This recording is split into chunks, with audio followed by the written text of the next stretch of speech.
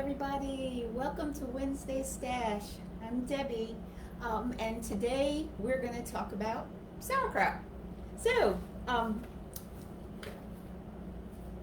I look at sauerkraut as the gateway to learning about fermentation. It's one of the easiest things to do. You just need cabbage and salt. Those are the only ingredients necessary for this recipe. But before we start on the cabbage, on making sauerkraut, I wanted to show you the pickles that I had made. Make sure you can see this. These were ready last week, so it's been 4 weeks and they're ready to, they were ready. They came out great. I switched them. If you remember, I fermented in this jar, but when they were ready, I switched them to a smaller jar because they had to go into the refrigerator and it takes up less space. So we're gonna grab one of those cucumbers. Well, the one is a pickle down. I prefer the vinegar-based ones, the quick pack or fresh pack pickles. I like that flavor. But these came out really good. But the best thing about it smells so good. I mean, it smells like pickles. It's really nice. So, but I just wanted to show you, they turned out well. They're still crisp. I don't know if you can see that. They're not mushy. They're not soft. They're nice crisp pickles. So for these, I'm going to drop this back in the jar. But for these, I'm going to keep them in the fridge. But if you wanted to store them for longer, you could can these and they can go up in the cabinet. But these are going to get eaten. I'm glad they left me some to even show you because there are a lot less in the jar now than there were before. So, let me get this stuff out of the way. All right, so just like cucumbers, making pickles from cucumbers, the microbes, the tiny microbes that are needed in order to ferment are on the surface of the cabbage like they're on the surface of the cucumbers, but a little bit different action. So one of the things that I've done already, I sliced and salted, so we'll go over, but I'm trying to let some of the juices come out while I talk to you. Like I said, there's lactic acid bacteria that's on the surface of the cabbage. So the lactic acid bacteria, it needs the right conditions in order to grow. So the right conditions, it likes a brine, a salty environment. So that's why you're going to use canning salt. What the lactic acid bacteria does, it's going to consume the carbohydrates, the sugars in the cabbage, and as it consumes the sugars, it produces lactic acid. That lactic acid is what cures or preserves the cabbage. That's where that's what turns it from cabbage into sauerkraut. It's not complicated. If you follow a tested recipe, you can turn out great sauerkraut every single time. So the ratio for this is going to be 5 pounds of cabbage, 3 tablespoons of canning salt.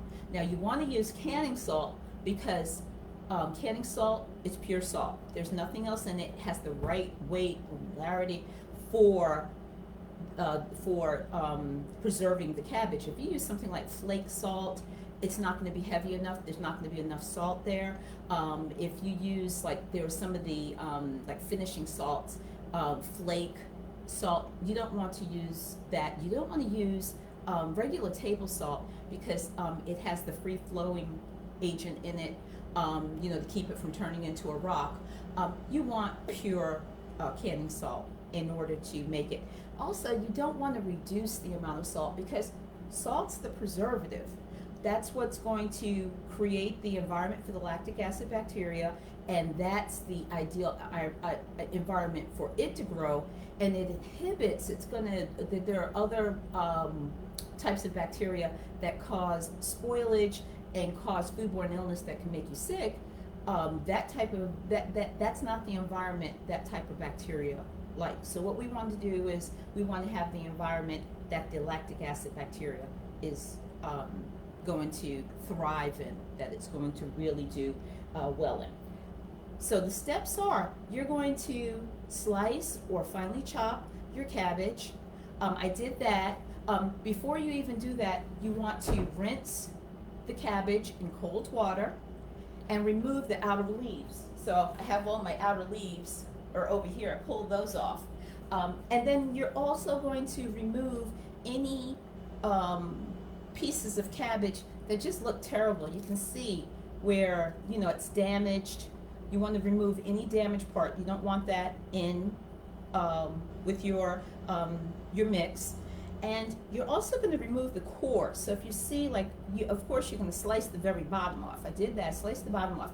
But when I quartered the cabbage, and then you cut the core completely out. You make sure you don't have any of that white core, because there's enzymes in here that are undesirable that you don't want in your mix either, because that's going to cause softening. You don't want your cabbage to soften. So we're going to get rid of the core. We're going to get rid of all of the damaged bits. And I'm sorry, my glasses are sliding down my face. It's hot. I've got lights over there, and it's hot. So you're going to get all of that part off. The outer leaves come off. The damaged part comes off. Then you're going to weigh your cabbage. You want 5, like I said, the ratio is 5 pounds of cabbage to every 3 tablespoons of salt. Well, here, you know, I have a scale. If you have a scale, that's excellent. You know, after you've trimmed, you've done all of that, and you weigh your cabbage, you have 5 pounds of cabbage, and then you're going to use 3 tablespoons of salt. Now, is it okay? What if you only use instead of 5 pounds, you use, let's say, half that amount? Okay, so then you're going to have your salt. You're going to use 1.5 tablespoons of salt. But that's the ratio you always want to go by.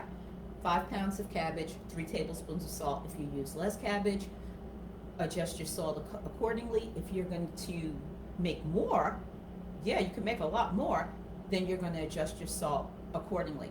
And you want to make sure that you do not reduce the amount of salt, because it's the preservative. And you don't want to add a whole bunch of extra salt either. That's going to cause it to be really salty. But then it also, that's not that super briny saline solution. That's not the right environment for the lactic acid bacteria either. So keep it as close to 5 pounds, ideally using a scale, 5 pounds of salt, and 5 pounds of cabbage, and you're going to weigh out 3 tablespoons of salt. And you're going to just mix all of that, toss it, and you're going to leave it for a little while. So this has been sitting for a little while to help draw out the juices, and then you're just going to massage. You know, I don't know if Durr is on. Oh, Durr is on. Okay, so I'm so glad Durr is there. Hi, Durr. Yes, this is Durr taught us how to massage the cabbage. She's a champ at doing this. Before that, I didn't massage. I used the tamper, which is still a great device, awesome device, but the massage does it a whole lot better. And this is what's going to take you a little while. Be patient. You're just massaging, and what you're going to do, you're not crushing it, you're not, you know, just mashing it all up. You're just massaging that salt in, because all of the liquid that you need for the cabbage, you don't have to add any water, you don't have to make any brine. All of the juices are already in the cabbage. So and now there's liquid coming out. It's starting to get wet, it's starting to get glossy. I don't know if you can see that on the camera. And that's what you're going to continue to do. You're just going to continue to massage this in. And you let the salt draw the juices out of the cabbage. Okay? So now some of the things to keep in mind: fermentation takes place in anaerobic conditions. So what that means is in the absence of oxygen. You don't want any oxygen, and that's how it works. Uh, Oxygen will cause, once we have this and we have enough brine, um, once we have enough brine and it's completely covered, that's going to maintain the anaerobic conditions. If you allow this to be exposed to air, that's when you're going to see things that are growing on your ferment. You're going to, you might see it look like fuzzy, that's going to be mold, or you're going to have black spots. That's your mold. You might have it where you have yeast that's growing. You might see pink. You might see it's going to foam at the beginning because, as the lactic acid bacteria is consuming the carbohydrates, there's going to be bubbling and foaming. That's not what you're worried about. It's if you see growth on the top. So if you see anything that's growing on top, don't stir it in. You want to skim that off. And you want to check this regularly. That's another problem. People go ahead and they start their sauerkraut, and they put a cover over it, go ahead and weigh it down, put it aside, and they might wait a week to check it, and then they come back and there's all kind of things going on, and they're wondering, what happened. Well, check it regularly when you first start, and if you see anything amiss, you see anything growing, you see that you have cabbage that's popped up to the top, get it back under that brining solution. Make sure it's completely under that weight. If you see anything that's growing, you go ahead and you sift that out. Just use a spoon, pull it out, and then cover it back up, and you let it continue to ferment. And if you check on it frequently, that helps you to avoid some of the problems that people have when they're fermenting. Also, the temperature makes a difference.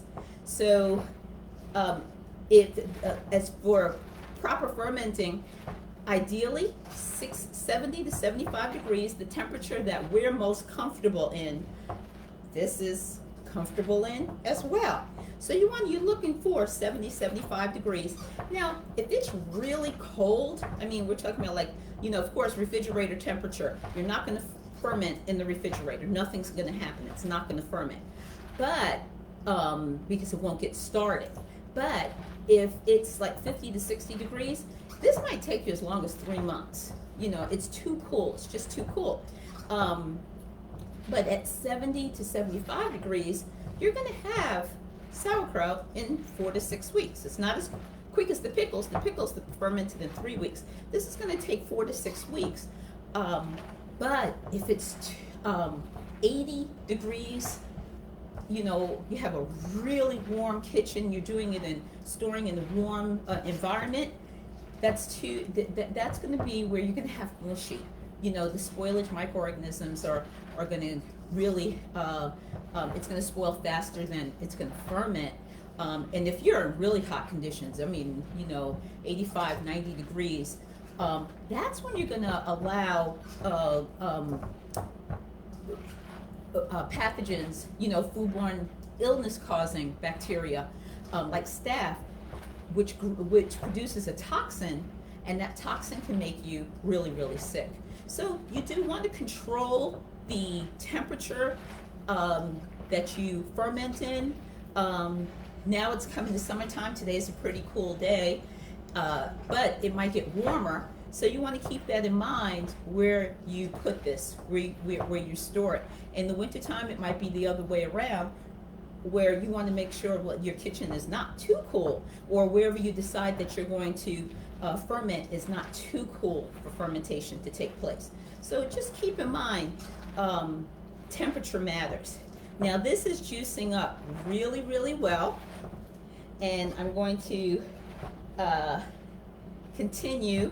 Like I said before, you're going to ferment you want it nice and well ventilated, but you want it cool. You don't want you don't want it to be in warm conditions.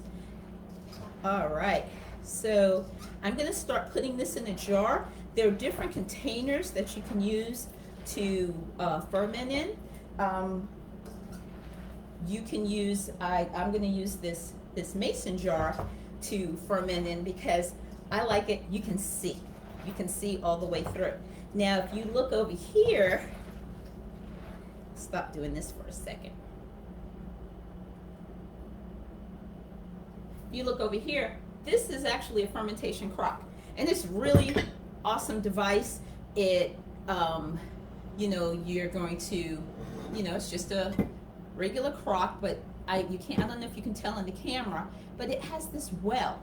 It's got a nice well around the mouth of it, and the lid has a little divot in the side. So what you do is you fill it up, and once you fill it, you're not going to go all the way to the top. You never fill your fermentation containers all the way to the top. You need to leave some room, because you really want that ferment deep under the brine. So you're going to fill it. You need room for your weight, you know, so these are the fermentation weights that go with this. You're going to just make sure it's pressed under there. And with this, once you filled it, you fill this rim up with water, and what it allows, it allows gases to escape through that little divot, but the water that's in the well is going to keep oxygen from getting in. So I've used this, it works really nicely. I'm just going to use this large mason jar so you can see. Okay, so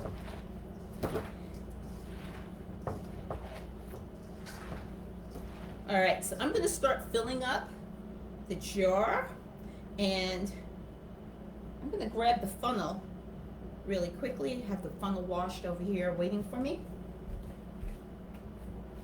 All right, so this way I don't make as much of a mess. So I'm going to fill this mason jar up.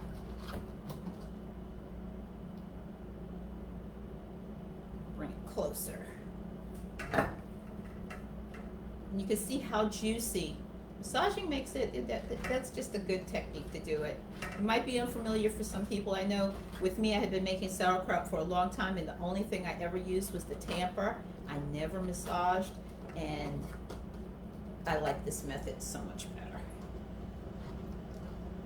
All right, so we're gonna go ahead and fill this up. And also, you can do this, I mean, you don't have to have a jar this large. You can ferment in smaller containers, but one of the things I've found with ferments, it does better in the larger containers. And it does better when you have lots of brine. It's completely under that brine, which is going to maintain that nice anaerobic condition. So I would, if you have the option to use a larger container, I would use a larger container, but I have fermented in quart-sized jars as well. And you see the juice that I have, I don't know if you can see that, all of that juice. And that all came out of the cabbage. And that's not all of the juice. This is going to continue. That's why you want to check it frequently and make sure everything is pushed under, because the salt is going to continue to draw the brine out. So after we have that, draw the juices out to make the brine. And what you're going to do with the tamper, what you want to push, pack that cabbage in, because what that's doing, it's removing the air. The air is coming out. Like I said, you want that anaerobic conditions. So mash it down, and I am under the brine. I'm going to continue mashing. And this is, like I said, it's going to make even more juice. And you can also tell, I could probably get, I could probably get 8 pounds of cabbage into this jar. This is a really, really big jar. For mine, I was at a little bit. I didn't make it quite to 5 pounds. I was a little over 4 pounds. This is really juicy. Not as much brine as I want. I'm going to come back and tamp some more to make sure it's completely, you know, like I have a good layer. Because you're looking for about 1 inch. You want that cabbage about 1 inch under that brine. But I'm just going to show you, as far as with the weights, using the weights on top of the cabbage to hold it and I'm pushing down, and you can see I have brine that's covering the weight as well. And that's what you're looking at. You're looking for the cabbage to be under the brine solution, completely submerged. And that's how you want to keep this. Let's see. Now, use a towel. You can put a loose, loose cap, but I don't like to cap it because gases are coming out. But you need to have something over this because, like I told you before, if you've been following any of the fermentation stuff, insects love ferments. Okay, they're going to want to try to get in there. So use a towel, cover it up, and then also what the towel's going to do, you want to protect it from light. You don't want to do this in sunlight. You don't want to store this ferment in a bright window. Put it in a cool, dry, dark place. Okay, and I have rubber bands.